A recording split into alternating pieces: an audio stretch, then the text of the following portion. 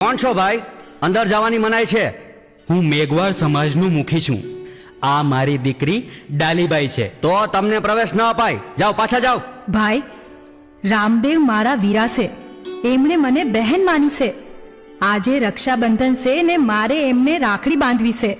રણુજાના રાજાને રાખડી બાંધવી છે? એ તમારું ગજુ ન કહેવાય.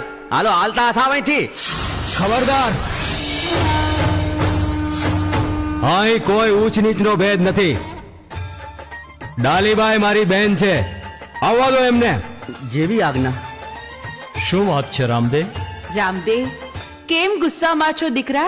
માં, પિતાશ્રી, મેઘવાળના મુખી અને એમની પુત્રી ડાલીબાઈ આવ્યા છે. મેં ડાલીબાઈને બહેન બનાવી છે. મહારાજા અજમલજી અને મહારાણી મીણલદેવનો જય હો.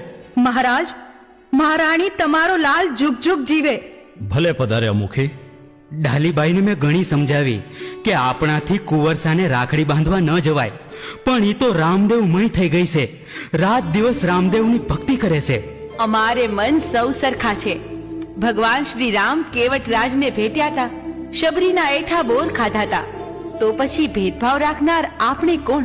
ડાલીબાઈ, બાંધી દે રાખડી બેન.